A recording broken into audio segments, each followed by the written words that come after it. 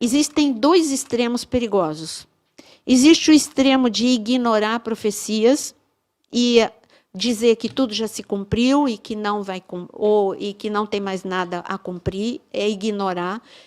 Quando você entra nesse extremo, ignorar profecias, você perde o grande de Deus, como a nação de Israel.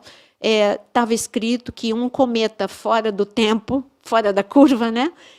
No momento em que o Messias nascesse, nós veríamos um sinal no céu. O céu fala. Deus colocou os luminares como sinal, está escrito em Gênesis 1. Então, o que os sacerdotes estavam naquele momento? Estavam nem aí, não estavam olhando se haveria sinal ou não. Mas os 3 reis sábios, eles que leram Números, capítulo 24, sabiam e esperavam, eram cientistas, sabiam e esperavam que no momento de um cometa diferente, como foi anunciado, iria acontecer, e nesse momento o Messias era sinal de que o Messias teria nascido. Então, cuidado para você ignorar os sinais e as profecias. Não, Jesus não vai voltar, é a igreja que vai restaurar tudo, a igreja vai restaurar os 7 montes, e a igreja Jesus volta daqui 300 anos. E cuidado com essa posição de você achar que você sabe as coisas, porque você precisa ter a humildade de dizer, Deus tem um controle, e se Ele disse que vai acontecer, vai acontecer. Eu achei, ainda no meu devocional, lendo Jeremias, Jeremias é grande, por isso que eu ainda estou em Jeremias, tá? Então, lendo Jeremias, ali Deus anunciando, dizendo sobre como seria o exílio para a Babilônia. Ele deu detalhes. Se cumpriu detalhes. E Deus tem falado para essa última geração coisas que vão acontecer para a gente. E Ele deu detalhes. Cuidado para você não perder esses detalhes. Então, um perigo, pastor, é ignorar os avisos proféticos. Outro perigo é achar em tudo um cumprimento profético e não baseado na Bíblia. Né? Então, por exemplo, eu não concordo. Não vou falar porque aí fica muito polêmico, mas eu não concordo. Então, fica na minha cabeça que eu não concordo. Não quero ser polêmica aqui. Mas então, vou falar do risco de você... Por exemplo, pessoas me escrevem toda hora. As águas do Mar Morto estão sendo curadas, porque, olha só, aí mostra vídeo ou mostra foto daqueles buracos do lado do Mar Morto com água doce. Eu já expliquei, isso são bolaines. O que são os bolaines? Bolaines, o Mar Morto, o fundo do Mar Morto tem esses buracos. Quando você está lá no Mar Morto, quando você entra, você dá 2 passos e tem um buraco, sabe? Então, o que está acontecendo é que o Mar Morto está baixando as águas do Mar Morto, por causa de todo o descontrole climático, está baixando as águas 1 metro por ano. 1 metro por ano. Então, nós temos já um grande recuo do Mar Morto. Esse recuo deixou à vista esses buracos, que antes era fundo do Mar Morto. Quando chove, esses buracos se enchem de água doce. Então, é a água da chuva, querida, ainda não é a água do Mar Morto sendo curada. Esse é o outro risco. E aí sai nos sites, gospel, águas do Mar Morto curadas. Não é.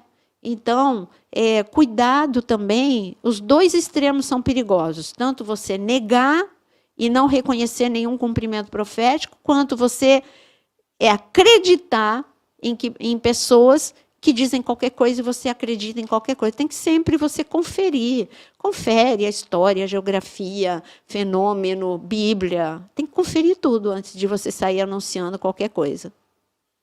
Doutora, deixa eu só dar um toque aqui. Gente, dá os likes aí, entendeu? Se inscreve no canal, que isso fortalece, tá bom?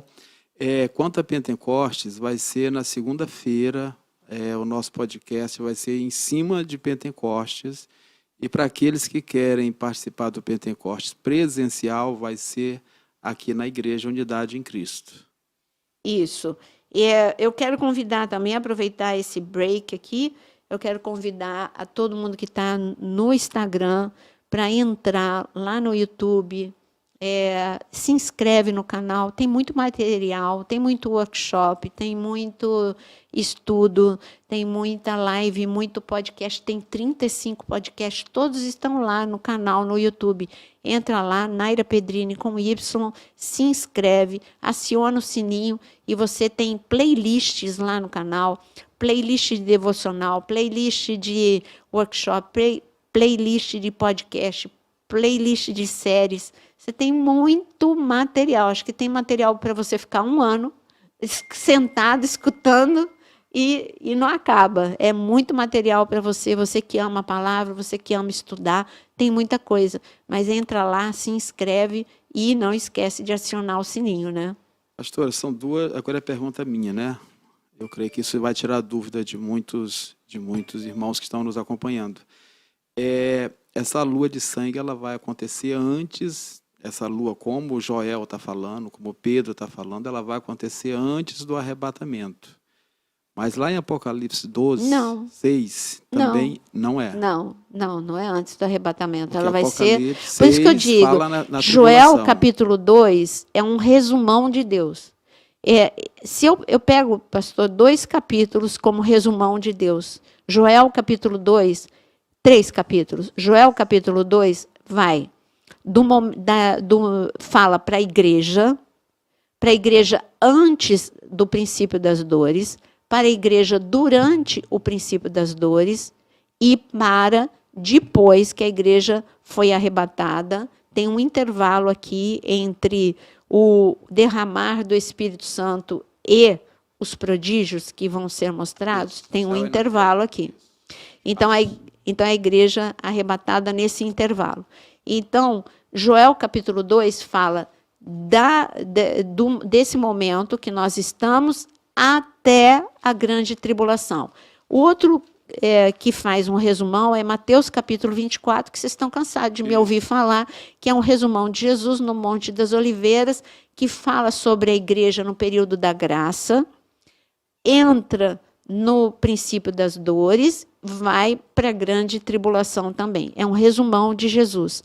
Outro resumão, mais resumão ainda, é Apocalipse 12, que vai desde a rebelião de Satanás nos céus, quando ele é expulso dos céus, e faz todo esse percorre, aí fala de coisas que tanto Joel quanto Mateus 24 não fala do momento do nascimento de Jesus, da vitória de Jesus, e fala da grande tribulação, da perseguição da noiva, ou seja, da igreja, antes da grande tribulação e na grande tribulação.